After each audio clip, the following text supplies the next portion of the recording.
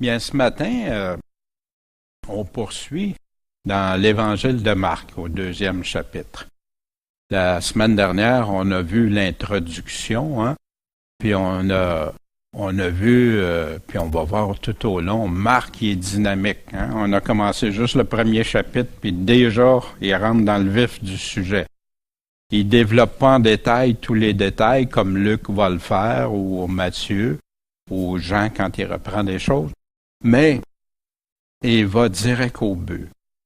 Hier, j'écoutais l'Évangile de Marc, avant-hier, j'écoutais l'Évangile de Marc en auto, puis du début à la fin.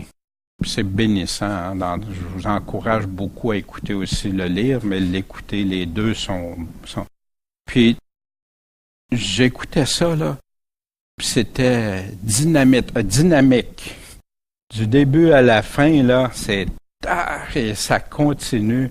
Wow! En tout cas, merci Seigneur d'avoir inspiré puis guidé dans ça. Ça fait du bien. Puis d'entendre la voix de notre Seigneur et Sauveur, wow! Bien sûr, dans le premier chapitre, c'était le commencement de l'Évangile. Ça commence là, l'Évangile. On a vu avec Jean-Baptiste qui préparait la voie, qui donnait un message très clair. Amendez-vous, repentez-vous, détournez-vous de vos mauvaises voies.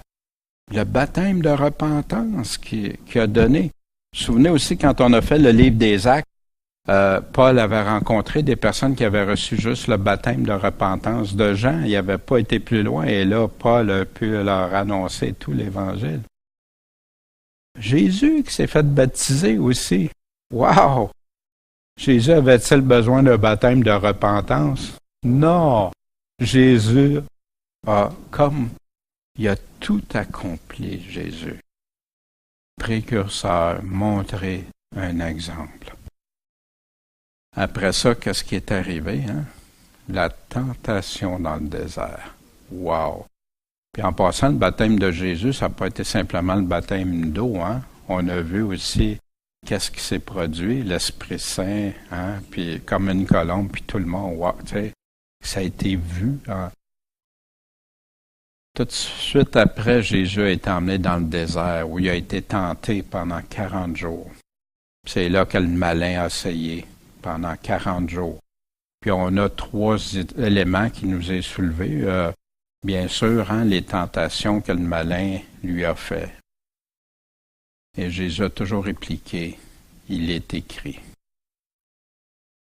L'appel des premiers apôtres, Jésus a commencé. La délivrance des esprits impurs, des personnes possédées, a commencé. Puis la guérison de maladies diverses. Vous vous souvenez aussi un lépreux qui était quand même possible à guérir. Puis ça s'est fait instantanément. Puis la belle-mère de Pierre. Et aussi, un point intéressant, c'est que Paul prêchait ce que Jean-Baptiste puis Jésus avaient prêché. Vous vous souvenez dans les Actes 26-20. Mais j'ai prêché premièrement à ceux de Damas, puis à Jérusalem, et dans toute la Judée, aux gentils de se repentir et de se convertir à Dieu en faisant des œuvres dignes de la repentance. Gros accent de la repentance qui est malheureusement trop effleuré souvent aujourd'hui. Marc, le premier verset du chapitre 2. Ensuite, quelques jours après, Jésus revint à Capernaum et on entendait dire qu'il était dans la maison. Puis, qu'est-ce qui se passe quand on entend dire que Jésus est là? Aussitôt, des gens s'y assemblèrent. Que même l'espace qui était devant la porte ne pouvait pas le contenir. La maison était remplie, puis il y avait du monde dehors, puis ça débordait. Puis qu'est-ce que Jésus faisait? Il leur annonçait la parole de Dieu.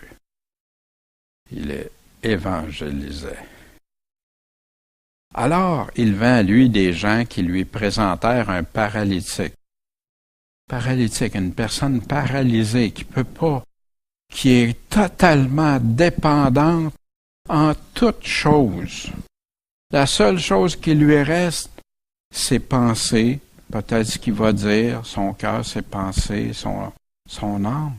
Mais son corps ne répond pas.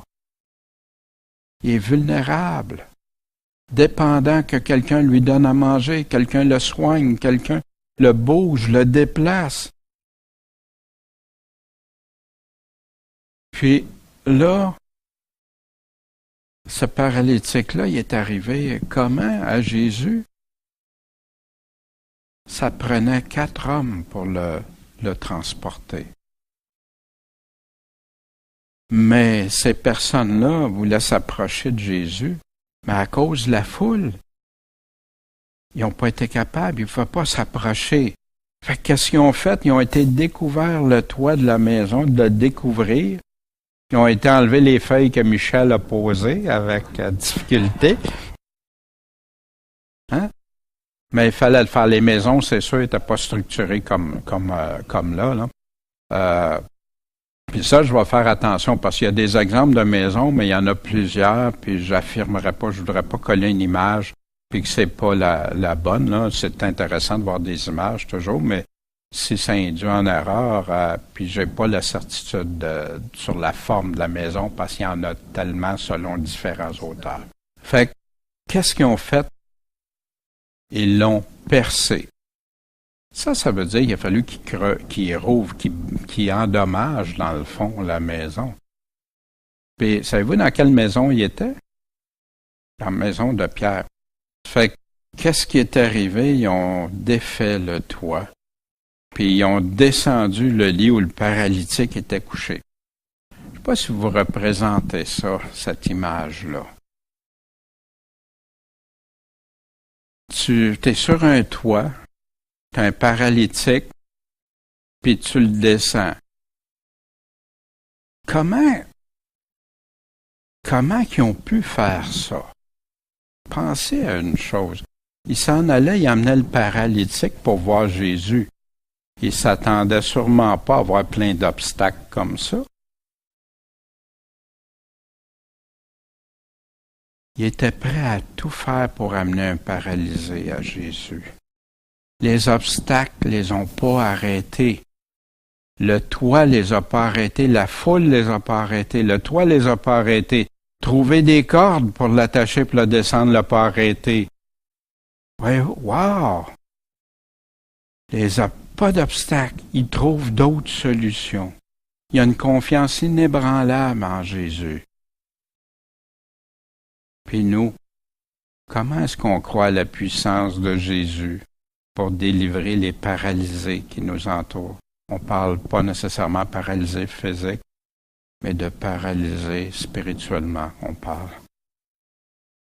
Qui sont là, placés que Dieu permet qu'ils soient placés sur notre route. Est-ce qu'on a cet amour-là? Pas toujours, pas n'importe qui, pas dans tout, non.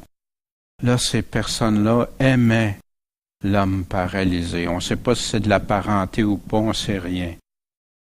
Mais ils l'ont fait par amour, la charité, par compassion. Ça aurait été bien facile qu'il arrive, puis on aurait aimé ça t'emmener, là, mais regarde, imaginez la foi, la confiance que ça prenait que Jésus pouvait faire quelque chose. Et effectivement, alors Jésus, voyant leur foi, dit à celui qui était paralysé, « Mon fils, tes péchés sont pardonnés. » Hein? Il l'amène pour guérir, puis il répond, « Tes péchés sont pardonnés. » Fait que là, il y avait quelques scribes, hein? Aujourd'hui, qu'on pourrait dire soit des pasteurs, des théologiens ou qui étaient assis là, puis qui résonnaient dans leur cœur. Plus des pasteurs modernes, là, parce que normalement, ils devraient savoir qui pardonne les péchés. Pourquoi cet homme prononce-t-il ainsi des blasphèmes? Il blasphème. Qui peut pardonner les péchés que Dieu seul? Y avait-tu tort dans ça? C'est Dieu seul qui peut blanchir, pardonner et tout ça. Il a donné l'autorité, par la suite, on verra ça. Mais c'est que Dieu seul. Ça veut dire quoi? Si c'est Dieu seul, puis Jésus a pardonné les péchés, il se faisait, il disait qu'il était Dieu, qu'il avait l'autorité totale du Père.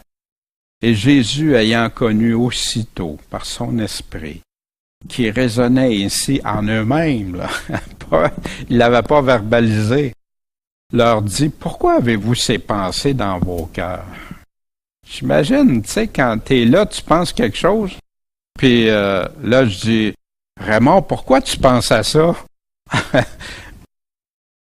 sais, je m'imagine, moi, quelqu'un me dirait ça, puis j'ai rien exprimé, j'ai pas montré rien, tu sais. J'imagine ces personnes-là, là. Lequel est le plus aisé? De dire à ce paralytique, tes péchés te sont pardonnés? Ou de lui dire, lève-toi, prends ton lit et marche? Wow! Les questions de Jésus. Wow! Moi, il m'impressionne, Jésus. Lequel? Il sait quelle question poser. Il sait que... Puis, Seigneur, donne-nous cette sagesse-là quand on parle à d'autres, s'il te plaît. Or, afin que vous sachiez le savoir, la connaissance, que le Fils de l'homme a sur la terre le pouvoir de pardonner les péchés, il a dit au paralytique, je te dis, lève-toi, prends ton lit, puis va-t'en dans ta maison. Wow! Puis qu'est-ce qui est arrivé? Bien sûr, aussitôt il se leva, et s'étant chargé de son lit, il est sorti en la présence de tout le monde, de sorte qu'ils ont tous été dans l'étonnement, puis qu'ils ont glorifié Dieu. Wow, Dieu! Wow, wow! En disant, jamais on n'a vu rien de pareil. Personne n'a fait ça avant. Il y avait des magiciens, il y avait toutes sortes de... Jamais! Alors Jésus retourna du côté de la mer, et tout le peuple venait à lui. Puis qu'est-ce qu'il faisait, Jésus? Il les enseignait. Il leur donnait sa doctrine, la doctrine de laquelle on ne doit jamais déroger comme chrétien. Puis si jamais ça nous arrive, le repentir et revenir à Dieu. Et en passant, il a vu Lévi, fils d'Alphée, assis au bureau des impôts. Puis il lui dit, « Suis-moi. » Et lui, s'étant levé, il l'a suivi. Souvenez-vous, comme avec Pierre, Jacques, Jésus, quand il appelle les gens, abandonnent ce qu'ils sont en train de faire. Imaginez Lévi, là, il est en charge d'un bureau de collecteur d'impôts. Hey, c'est très important, puis s'il ne fait pas sa job, là, il est redevable à Rome. Puis tout l'argent qu'il a. Jésus étant assis à table dans la maison de cet homme, Lévi, qui est Matthieu, qu'on va revoir dans quelques instants, plusieurs péagers qui travaillaient avec lui sûrement, et des gens de mauvaise vie se sont mis aussi à table avec Jésus et ses disciples, parce qu'il y en avait beaucoup qui l'avaient suivi. Il n'y a pas juste Matthieu, il n'y a pas juste Lévi. Lévi, on en retrouve le même récit, je vous le donne, je vous encourage à aller le lire aussi, c'est exactement le même récit, sauf avec des précisions, des détails, dans Matthieu chapitre 9, versets 9 à 17, puis vous allez le retrouver aussi dans Luc 5, 27 jusqu'au verset 39, des choses qu'on va aborder. Fait que Lévi, Matthieu, fils d'Alphée, c'est le même homme, il n'y a pas aucune confusion à ça. Matthieu, qui a écrit l'Évangile de Matthieu aussi.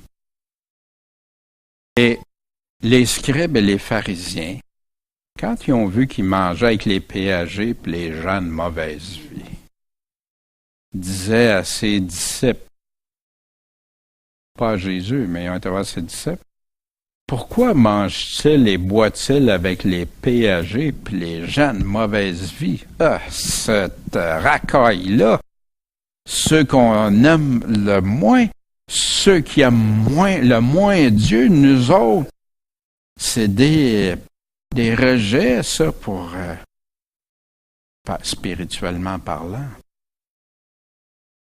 Et Jésus, ayant entendu cela, il avait l'oreille fine, probablement, où il était proche, leur dit, ce ne sont pas ceux qui sont en santé qui ont besoin de médecins. Encore là, une phrase, Quand tu n'es pas malade, tu n'as pas besoin de médecin. Mais ceux qui se portent mal, je suis venu appeler à la repentance, non les justes, mais les pécheurs. Fait qu'il prend le médecin, ceux qui se portent bien, ceux qui se portent mal, puis il met quoi avec ça? Je suis venu appeler à la repentance, non les justes, mais les pécheurs. Mais les justes, on sait qu'il n'y a aucun juste, pas même un seul, que la parole nous dit. Fait que tous, on est appelés à la repentance. Mais Jésus les confrontait avec ça. Plus tard, il va leur dire qu'ils sont injustes, même il va leur dire qu'ils sont fils de père, fils du diable. Wow! Il est venu pour qui? Dans Matthieu, il nous donne une autre précision. C'est pour ça que c'est important d'aller voir les passages qui parlent des mêmes choses. En Matthieu 9,12, et Jésus, l'ayant entendu, leur dit, ce ne sont pas ceux qui sont en santé qui ont besoin de médecins, mais ceux qui se portent mal. Mais il complète, ici dans Matthieu, mais allez et apprenez ce que signifie « Je veux la miséricorde et non pas le sacrifice. » Car ce ne sont pas des justes que je suis venu appeler à la repentance, mais des pécheurs. Fait que c'est de la miséricorde que je veux. Pas des sacrifices, comme surtout là avec les... En passant, c'est Matthieu qui a écrit ça. Et pour les pharisiens et les hommes en haut placé, sacrificateurs et tout ça, wow, pas le sacrifice, ça les touchait directement, ça. Or, les disciples de Jean et des pharisiens jeûnaient souvent. Fait ils sont venus à Jésus puis lui ont dit, « Comment ça se fait? D'où vient que les disciples de Jean puis des pharisiens jeûnent, eux autres, puis tes disciples jeûnent pas? » Question légitime, parce que c'était commun que tous jeûnaient. Il y en a même qui jeûnaient 2 fois la semaine. Il y en a que c'est occasionnel. Il y en a que c'était... Puis Jésus leur dit, « Les amis de l'époux, peuvent-ils jeûner pendant que l'époux est avec eux autres? C'est-tu le temps de jeûner? Tout le temps qu'ils ont l'époux avec eux, ils ne peuvent jeûner. Ils n'ont pas besoin de jeûner. Mais, il y a des jours qui vont venir que l'époux leur sera ôté. C'est une prophétie que Jésus est en train de leur expliquer avec une image simple, que tout le monde savait que quand l'époux était là, wow, c'était là la réjouissance, c'était là les festivités, puis se réjouir et tout ça. Mais il va y avoir des jours qui vont venir que l'époux leur sera ôté. Et alors, ils jeûneront dans ces jours-là. C'est effectivement ce qui est arrivé. Par la suite, quand Jésus a été enlevé, ils ont jeûné. Par la suite, ils ont prié, jeûné. Dans les actes, on a vu ça combien de fois qu'ils étaient là assis à prier, à jeûner pour le Seigneur. Le jeûne, c'est pas une formule comme il y en a que j'ai entendu des choses, en tout cas. Mais le jeûne, tu humilies ton âme devant Dieu. C'est demander avec humilité. Personne, puis il continue, personne ne coud une pièce de drap neuf à un vieux vêtement.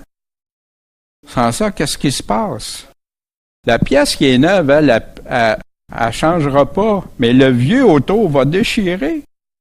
Il n'y a pas la force du neuf. Puis ça emporterait le vieux, puis la déchirure serait plus grande. De même, personne ne met le vin nouveau dans de vieux vaisseaux, dans des vieilles outres. Autrement, le vin nouveau va briser ces vaisseaux-là. Ils n'ont pas la capacité de retenir toute l'acidité. Et ce qu'il y a, ça va ouvrir. Le vin se répand. Puis là, qu'est-ce qui se passe? Tu as perdu les deux. Tu as perdu le contenant puis le contenu. Mais le vin nouveau doit être mis dans des nouveaux vaisseaux. Qu'est-ce que Jésus... Un des commentaires que j'ai sortis par rapport à ça nous dit ici, le fait d'obliger les disciples de Jésus à observer les traditions juives était aussi peu sage que de coudre une pièce d'étoffe neuve sur un vieil habit. Le tissu neuf rétrécirait et déchirait encore davantage. Le vêtement rapiécé. Les dégâts seraient encore plus grands. La vie nouvelle et spirituelle du chrétien ne s'accommode pas facilement des vieilles traditions du monde. Sauf qu'ici, n'oublions pas que le jeûne n'était pas une tradition, c'était devenu une tradition juive, mais ça origine de la parole de Dieu. Puis pour nous, bien sûr aussi, qu'est-ce que ça peut nous aider à comprendre, hein? Des choses nouvelles et anciennes, parfois tu dois être prudent la façon que ça se fait. Puis il y a des choses ici que ceux du peuple juif ne voulaient pas, qui voulaient rester attachés à leur vision, et n'étaient pas prêts à ça. Jésus leur a ouvert la porte, par contre, par la suite. On parle aussi de Luc 16, qui nous dit au verset 10, « Celui qui est fidèle dans les petites choses sera aussi fidèle dans les grandes choses, et celui qui est injuste dans les petites choses sera aussi injuste dans les grandes. Si donc vous n'avez pas été fidèle dans les richesses injustes, qui vous confiera les véritables? Si vous n'avez pas été fidèle dans ce qui est aux autres, qui vous donnera ce qui est à vous? » Vous vous souvenez, Jésus avait fait l'employé qui travaillait pour le serviteur, puis l'employé qui voulait le clairer. Là. Nul serviteur ne peut servir deux maîtres. Car ou il haïra l'un, puis va aimer l'autre, ou il s'attachera à l'un, puis va mépriser l'autre. Vous ne pouvez pas servir Dieu et Mammon. Tu ne peux pas marcher dans deux voies, du vieux, du neuf, tout ça. Non. Ça se sépare, puis c'est dans deux contenants différents. Les pharisiens qui étaient avares, eux autres écoutaient tout cela, puis ils se sont moqués de lui. Voyez-vous aussi, le texte nous dit qu'il était avare. Fait que ça justifiait de se moquer. Quand tu n'aimes pas quelque chose que la parole dit, c'est-tu fréquent, ça? Le monde va se moquer de ce que la parole dit. Pourquoi? Parce que ça les attaque dans ce qu'ils croient, dans ce qu'ils aiment, dans ce qu'ils veulent continuer à faire. Mais aussi, ça peut arriver aux chrétiens qui ne se moquera pas ouvertement comme ça, mais c'est pas si... Hein? Il va me comprendre. T'sais. Fait qu'il leur dit, pour vous, vous voulez passer pour juste devant les hommes. Mais Dieu connaît vos cœurs. Parce que ce qui est élevé devant les hommes, c'est une abomination devant Dieu.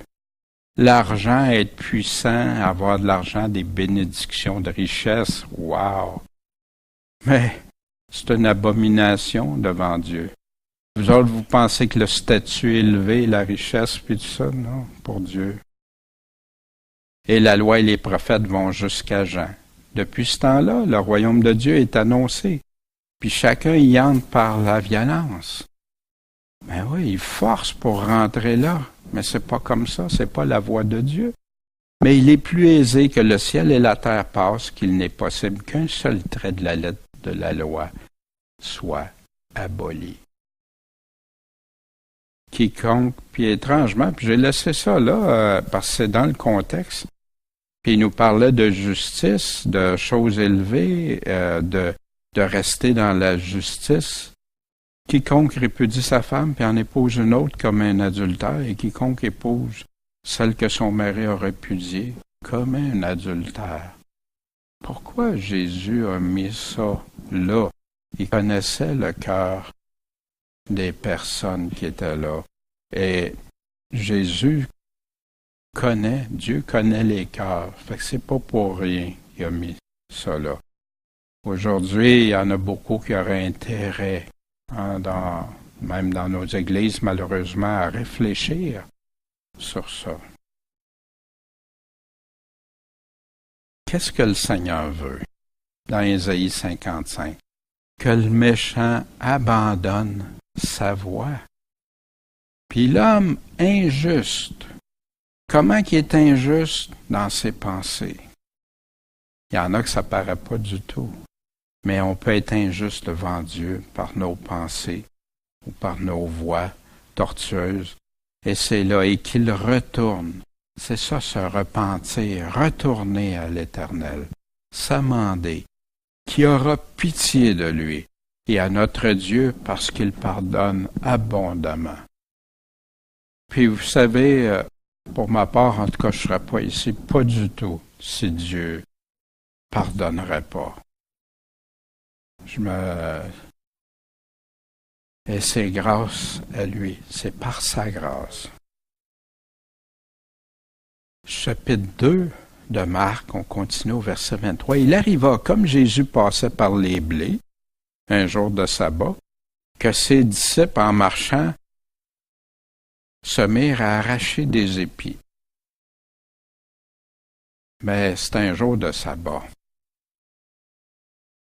Fait que là, à une autre occasion, les pharisiens lui dirent, « Regarde, pourquoi est-ce qu'ils font ce qui n'est pas permis dans les jours de sabbat? »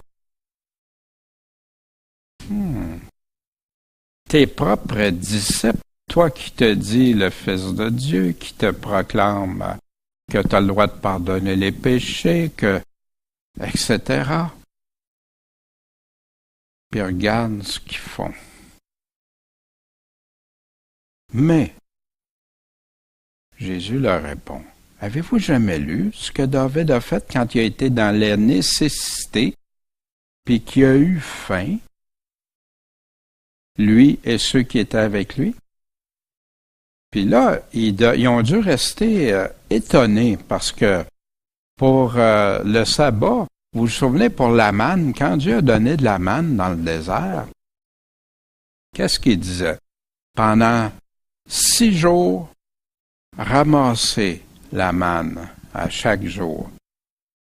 Quand il arrivait le vendredi, il en ramassait pour 2 jours. Puis, l'autre journée, si ceux qui y allaient le jour du sabbat, ça pourrissait. Fait que les pharisiens disent, ben regarde, on n'a pas le droit de travailler, on n'a pas le droit, regarde, Dieu a institué ça. Fait que là, puis là, Jésus va leur arriver avec autre chose.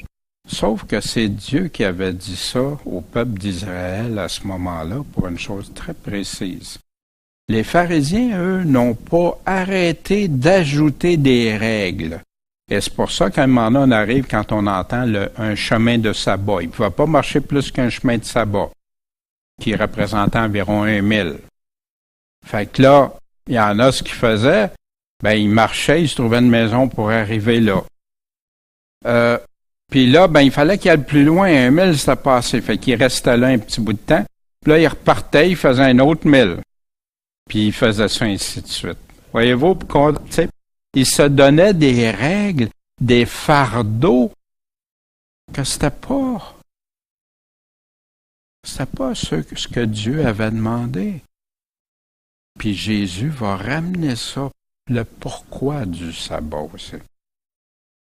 Fait que là, il va donner un exemple. Il commence par un exemple. Jésus, il sait qu'est-ce que on a besoin d'entendre, puis qu'est-ce qu'eux avaient besoin d'entendre à ce moment précis.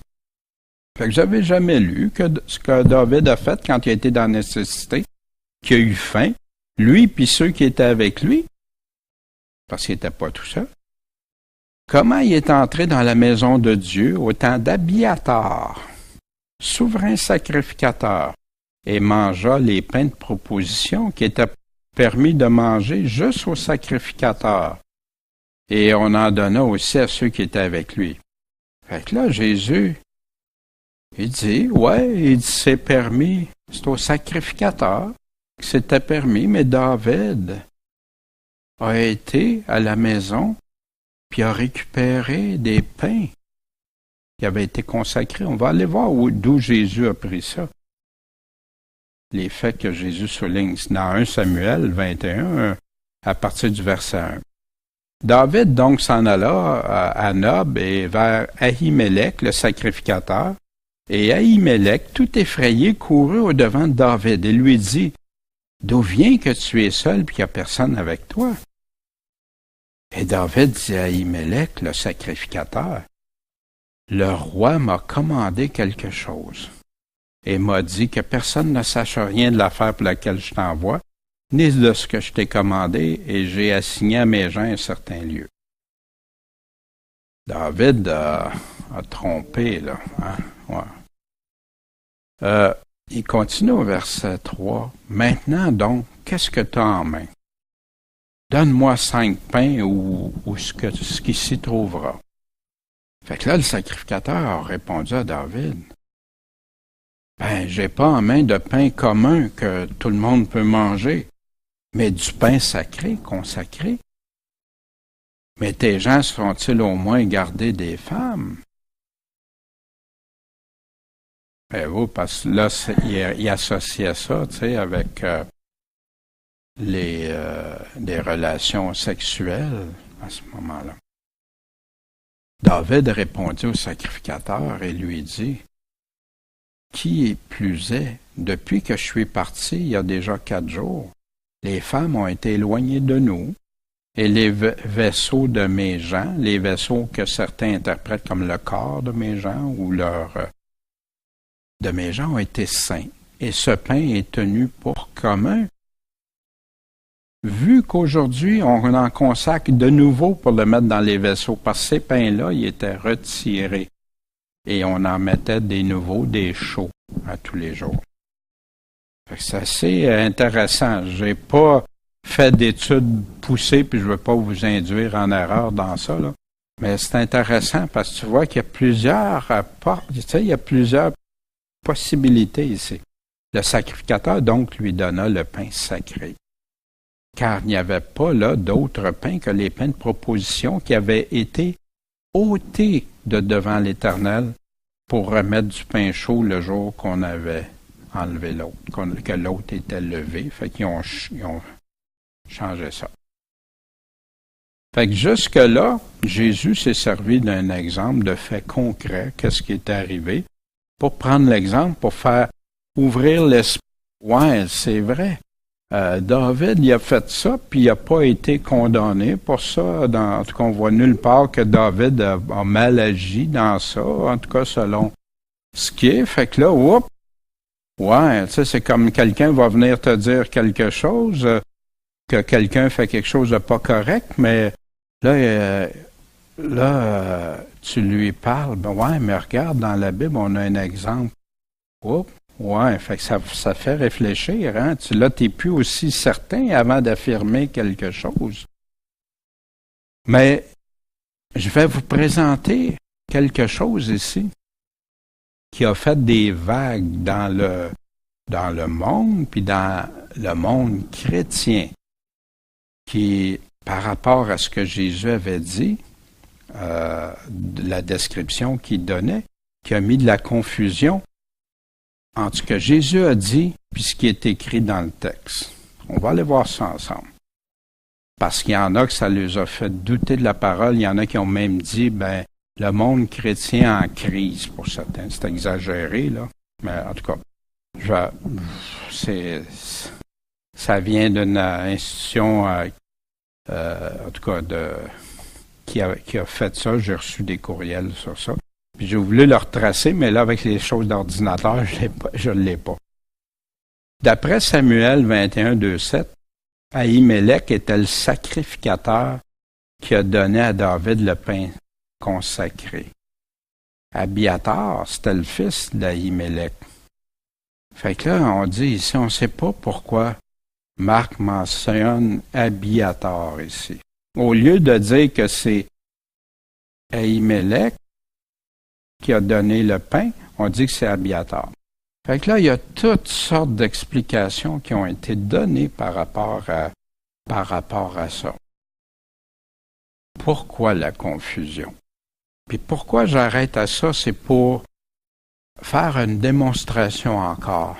Quand Jésus parle, comment chaque mot est important. Pourquoi? C'est-tu l'Ancien Testament qui se trompe et qui dit que c'est Ahimelech qui a remis les pains à David? Ou si c'est Marc ou Jésus qui se trompe? Voyez-vous, ça va loin comme ça pour des personnes. Abiathar ou Ahimelech? On apprend dans 1 Samuel 22-20, toutefois, un des fils d'Ahimelech, d'Achimelech, en tout cas il y a différentes versions, fils d'Achitub, qui s'appelait Abiathar, se sauva et s'enfuit auprès de David. Fait que ce qu'on apprend ici, qu'Abiathar, c'était le fils, un des fils d'Ahimelech. Puis Abiathar a rapporté à David que Saül avait tué les sacrificateurs de l'Éternel. Maintenant, pourquoi ici d'arrêter sur ça? Allons voir ce que Jésus a vraiment dit. Y a-tu dit que c'est Abiathar ou Ahimelech? C'est ça. Voyez-vous? Ben, je suis content. Ça me démontre que vous faites attention aux mots. Et comment ça se fait? Excusez, là, je vais retracer. Comment ça se fait que j'ai lu plusieurs commentaires, plein de commentaires d'hommes de Dieu, puis voyez-vous, comme tantôt, on ne comprend pas pourquoi Marc a écrit ça. Pourquoi on en arrive à ça, alors que si on regarde ici, au temps d'Abiathar, c'est dans le temps, son père était vivant, il n'a pas dit que c'est Abiathar. Voyez-vous, vous vous souvenez quand, dans l'Évangile de Jean, dans le dernier chapitre, quand Pierre s'était fait attacher, pas fait attacher, quand Jésus a dit à Pierre comment il était pour mourir, puis qu'on l'emmènerait, on le scindrait, puis on l'emmènerait, puis bon, pas. Fait que là, il a dit, mais Jean, qu'est-ce qui va y arriver? Fait que Jésus, qu'est-ce qu'il a répondu? Que t'importe? S'il reste là jusqu'à ce que je revienne, tu sais. Puis là, après, ils ont fait courir le bruit que lui, Jean, serait là jusqu'à... Mais la Bible le parle clairement. Ils n'ont pas fait attention aux mots de Jésus. Voyez-vous, ça peut arriver aux chrétiens. Fait que c'est pour ça que c'est si important de faire attention des détails, des fois, qui peuvent nous passer sans lire. Fait que quand on arrive devant une difficulté, revisons, prions, Dieu, éclaire-nous. Puis est-ce qu'on est vraiment attaché à ces paroles? Est-ce qu'on est là en train d'écouter sa voix ou la voix de mon cœur ou la voix des autres autour ou les autres qui ont tous statué que c'était ça? C'est sa voix qu'on doit entendre. Fait que je suis bien content de savoir que vous détectez ces choses-là. Puis, fait qu'il y a-tu une erreur? C'est-tu comme il y a des chrétiens là qui ont le cœur tout à l'envers à cause de ça? Ils doutent. Ça leur met de la confusion puis du doute. Ouais, la Bible, on peut-tu vraiment... Gars, il y a des erreurs dedans. Il n'y en a pas d'erreur si tu lis comme il faut, si tu vas chercher, si tu as l'amour de la vérité pour chercher. Ça fait que Jésus ne se trompe pas, Marc ne se trompe pas, puis l'Ancien Testament ne se trompe pas. C'est clair, net et précis. Fait que si jamais vous arrivez devant des choses, hein, relire, vérifier, s'il y a-tu des mots, on a-tu passé par-dessus quelque chose. Fait que là, Jésus, après leur avoir parlé de David, les exprime. Le sabbat, là, ça a été fait pour l'homme, et non pas l'homme pour le sabbat.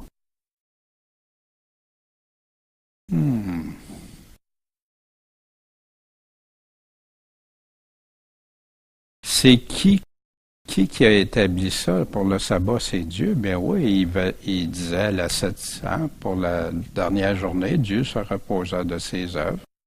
Et c'est un jour que Dieu a mis à part. Mais le sabbat, l'homme aussi a besoin de se reposer.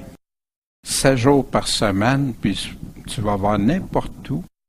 Puis tout le monde qui marche 7 jours par semaine, sans distinction, ne peuvent pas aller loin. Même la terre, hein, si tu utilises le sabbat pour la terre, le répit pour la terre et tout ça. Maintenant, je ne parle pas quand il a dit que Dieu a dit qu'il a donné le sabbat au peuple d'Israël très clairement. Fait ainsi, le Fils de l'homme, il est maître même du sabbat. Dans l'Écriture, c'est écrit que Jésus, les pharisiens lui en voulaient beaucoup parce qu'il violait le sabbat, selon leur... Jésus est maître même du sabbat. Qu'est-ce que le Nouveau Testament nous dit? Dans Colossiens 2,16, que personne donc vous condamne au sujet du manger ou du boire. Pas le droit de manger ça, fais pas ci, fais pas ça. Ou au sujet d'un jour de fête, de nouvelle lune ou de sabbat. Les fêtes, c'était annuel. Les nouvelles lunes, à tous les mois mensuels. Puis les sabbats, tu avais les sabbats hebdomadaires à toutes les semaines. Puis tu avais les sabbats qui allaient avec les fêtes ou les nouvelles lunes. Fait qu'ici, il couvre tout. Wow! Dans Hébreu, hein, qui dit que ceux qui rentrent dans le repos de sabbat, le repos de Dieu. Voici ce que Jésus tenait à souligner. Commentaire. Dieu a édicté la loi relative au sabbat dans l'intérêt de l'homme et non pas pour ajouter un fardeau de plus. Il y en a qui se stressaient avec ça, puis wow, là c'est... Lorsqu'un homme avait faim, il pouvait manger le jour du sabbat. Les disciples avaient donc eu raison de cueillir des épis ce jour-là pour combler leur faim. Le sabbat a été fait pour l'homme et non l'homme pour le sabbat. Dans l'esprit de Dieu, le sabbat devait être un jour de joie et de repos et non un jour de disette. Les pharisiens avaient trop restreint la portée des lois divines. Ils avaient rajouté, ils avaient mis des fardeaux additionnels. Ils avaient même fait du sabbat un jour de contrainte et d'oppression. Le chapitre 2, encore là, bref, précis. Et on peut aller compléter, vu que c'est bref, parfois on va compléter dans les autres récits pour avoir des détails supplémentaires. Ici, quelle était la position des professeurs d'Église de Genève? Hein? Celle-ci, c'est Osterval, les arguments et réflexions. Ce qu'il faut premièrement remarquer dans la guérison du paralytique, c'est la foi de ceux qui l'ont présenté à Jésus-Christ. Elle paraît, en ce que ne pouvant approcher de notre Seigneur, ils ont dévalé ce malade par le toit de la maison. Et Jésus, voyant une foi si admirable, fit en leur faveur le miracle qu'ils croyaient qu'il avait le pouvoir de faire. Puis on voit ça avec les miracles que Jésus a fait, ceux qui croyaient. Ouais, vous croyez, votre foi est récompensée. Vous croyez en Dieu, vous croyez en moi. Par là, on peut voir combien la foi est agréable à notre Sauveur et combien elle est efficace pour obtenir de lui les grâces qui nous sont nécessaires. Par la foi. Après cela, paraît d'ici que Jésus-Christ, outre le pouvoir de délivrer les maladies, avait le droit et l'autorité de pardonner les péchés aux hommes. Ça a été un blasphème pour les gens, là. Cela nous apprend que Jésus est non seulement un prophète envoyé de Dieu, mais qu'il est le juge du monde. Et de qui seul nous pouvons attendre le salut et le pardon de nos fautes. Il n'y a aucun autre nom par lequel on peut être sauvé, qu'on peut obtenir le salut, moyennant la foi et la repentance. Ce chapitre nous enseigne que notre Seigneur est venu au monde pour appeler les pécheurs à la repentance. C'est ce qu'il fit connaître en mangeant avec des péagers, des personnes que les Juifs regardaient comme de grands pécheurs. Cette doctrine doit nous remplir de confiance et nous faire reconnaître, en même temps, qu'il est absolument nécessaire de se repentir et de s'amender pour être sauvé. C'est pas une option. Vous savez, j'ai entendu des prédicateurs aux États-Unis, pasteurs d'assemblée, qui disaient « Ouais, mais les œuvres, regarde, la repentance même est devenue une œuvre. Faut pas que tu aies d'œuvre. Tu es sauvé par la grâce, pas par les œuvres. » Ça amène, des fois, il y en a qui exagèrent. Ça m'avait renversé d'entendre quelque chose du genre. C'est le contraire, c'est Jésus lui-même qui a ordonné que la repentance était essentielle. Repentez-vous et convertissez-vous. C'est qui est dit ici que Jésus-Christ n'obligeait pas ses disciples à jeûner régulièrement, comme ceux de Jean-Baptiste doivent s'entendre de cette manière. C'est que notre Seigneur avait des raisons particulières de ne pas astreindre alors ses disciples à ces sortes de jeûnes. Savoir parce que tant lui que ses disciples étaient sans cesse occupés à aller dans divers lieux, qu'ils conversaient avec toutes sortes de personnes. Cependant, il déclare que quand il ne serait plus au monde, il serait appelé non seulement à jeûner, mais aussi à de grandes souffrances qui sont vraiment arrivées, et que s'il ne les exposait pas encore, c'était parce qu'il n'était pas alors capable de les supporter.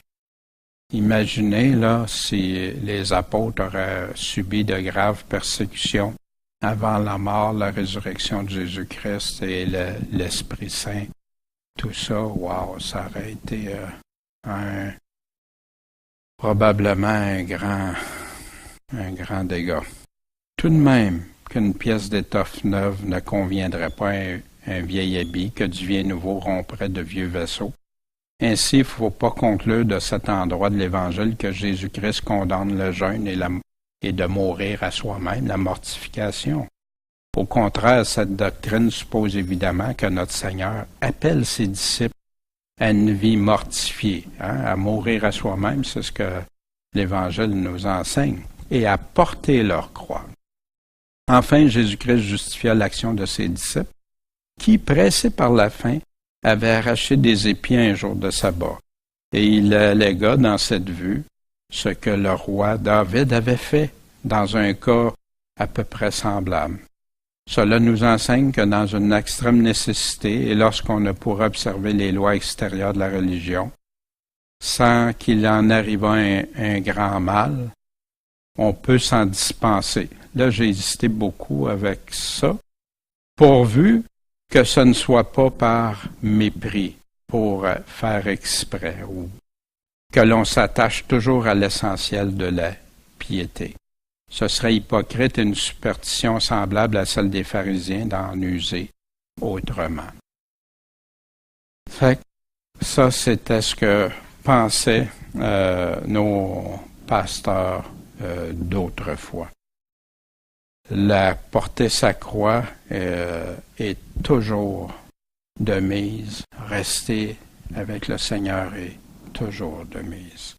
Et nous, on est là pour l'aimer, le suivre. Et quelles que soient les circonstances, toujours cheminer avec notre Seigneur.